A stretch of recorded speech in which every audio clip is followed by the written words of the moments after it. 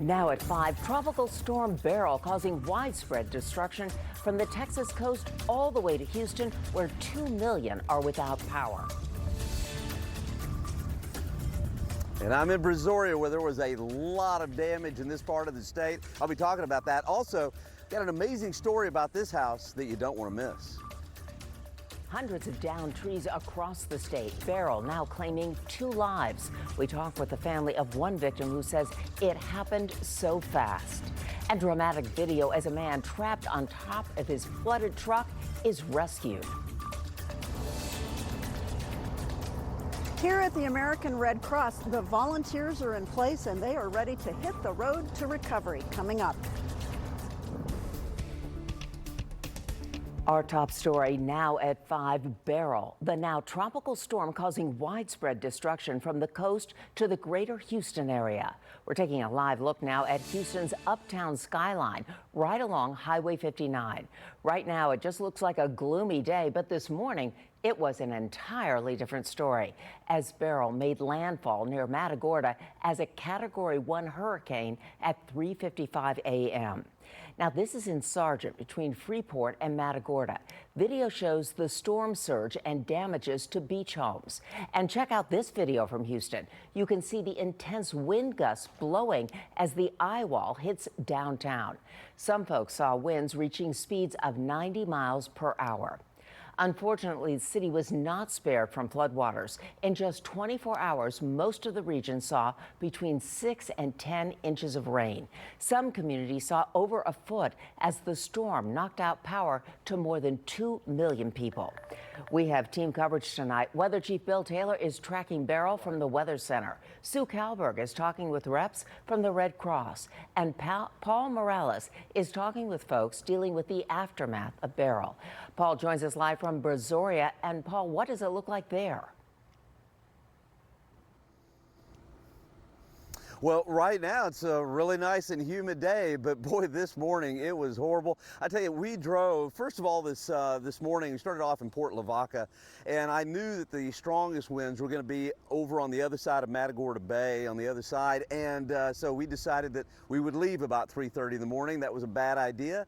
Pelican was on the bridge, and I'm like, if a Pelican can't do very well, we're not going to do very well. So we came back to Port Lavaca, and it was breezy. I mean, we had tropical storm force winds, but the real damage, as we did eventually get over to Bay City, Angleton, and Brazoria, boy, the damage was amazing. I mean, some large caliper trees fallen. There were limbs all over the highway. There was just limbs and leaves everywhere, even telephone poles down. Angleton had it really, really bad. And then we came here into Brazoria, and we were amazed at how many trees were down and how much damage was done here. So as Beryl came on shore as a Category 1 hurricane, this location right here was in the northeast quadrant, so the strongest winds came across with isolated tornadoes, and boy, it's just a mess here in Brazoria. Okay, this tree right here fell down on this gentleman's house. I'm going to bring him in. Come on in, Richard.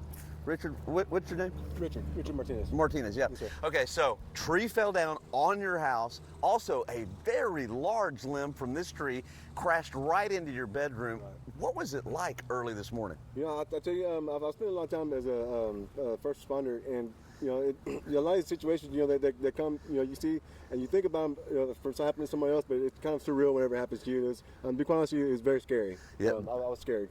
Yeah, very scary, right? The winds were amazing. Absolutely. Okay. Now that's only half of the story. Sure. We're not going to say what it is, but I'm really, it's surprising and amazing what happened after that. So, yes, Richard, will you stay with me for a while? Absolutely. Okay, all right. Okay, we'll talk about what happened after. That's going to come up at 6 o'clock. But right now it is hot, it is humid, and folks are cleaning up all the damage here in Brazoria County. Boy, great job down there, Paul Morales. And in fact, I want to join you a little bit later when we have some more time, too. In about 10 minutes or so, 10 to 15 minutes, we're going to talk about what landfall was like, because Paul was there. Let me give you the numbers on where Beryl is now and what this storm is doing. It's a minimal tropical storm with winds of 45 miles per hour sustained. but about 65 to 70 miles north of Austin, Houston, it's still producing wind gusts of about 60 miles per hour in some cases. And look at the bands of this cloud cover. Now, you look at an infrared satellite, so most of the rain is now moving into Louisiana. The center of circulation will soon be crossing over Shreveport on its way to central Arkansas. In fact, it should be going right over Little Rock sometime Tuesday afternoon, and then you can even see into Tuesday night, leaving northern Arkansas as a remnant low, and it'll probably be a pretty good rainmaker right up into the eastern portion of the Great Lakes. It just wasn't a great rainmaker in South Texas, and we need some rain. So we're going to talk about that one slim chance off the back flow of this storm that's still coming up. Future radar in a few minutes. Deborah? All right, Bill.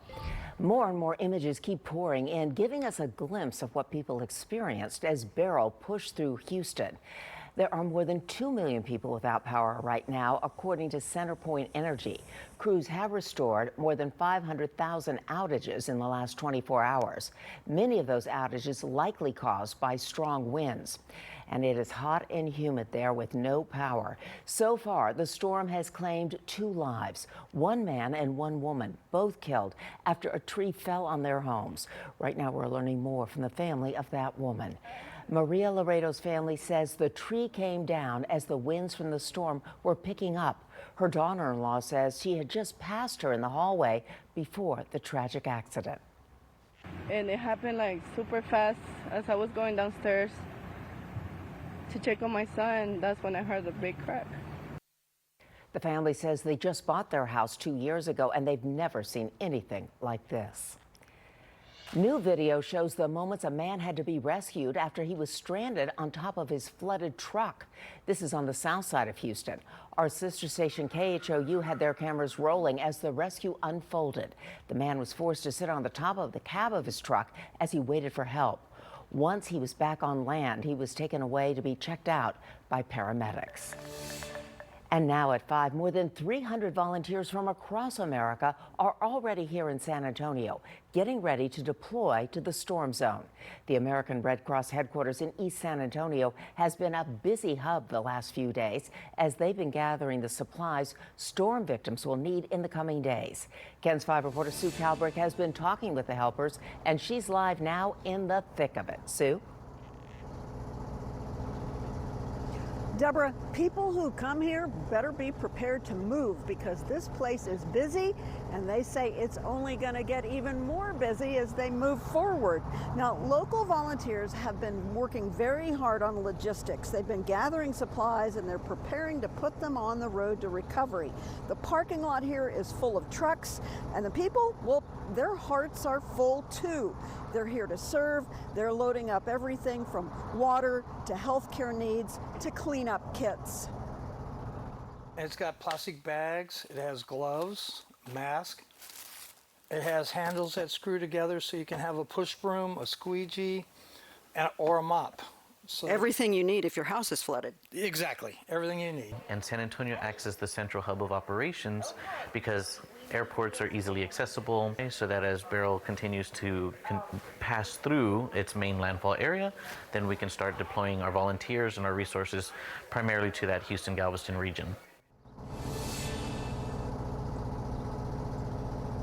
It's important to remember that this effort is funded entirely through donations and run primarily by volunteers. So at KENS5.com, we've got the link you can use if you want to be involved. And it's important to remember that they have plenty of volunteer work that can be done right here in San Antonio if you want to make a difference. Live at the American Red Cross, Sue Calburn, KENS 5.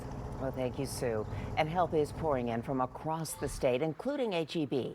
Reps with the Texas grocery chain say H-E-B has already stocked food banks across the region before the storm. As Beryl moves out, they'll assess community needs and decide what additional emergency resources are needed. Many H-E-B trucks are staged in East San Antonio, ready to hit the road. And once again, Mattress Mac is stepping in to help Houstonians. This morning, he opened his gallery furniture as a shelter for anyone in need. We got plenty of hot coffee, got plenty of food, plenty of chairs and sofas to sit on. So if you need a place to get out of the weather, come to Gallery Furniture North Freeway. This isn't the first time the Houston icon opens his store during times of disaster. He opened the doors to his community during Hurricane Harvey and the winter storm in 2021. Our KENS 5 team will continue tracking the latest on Beryl, and you can catch updates on air and online at KENS5.com. Dozens of special needs patients forced out of a local care center by fire, what officials say sparked the blaze. Shot and killed at a drive-through. I'm Simone Simpson. This Sonic drive-through off Babcock Road is at the center of an investigation after a customer allegedly shoots an employee.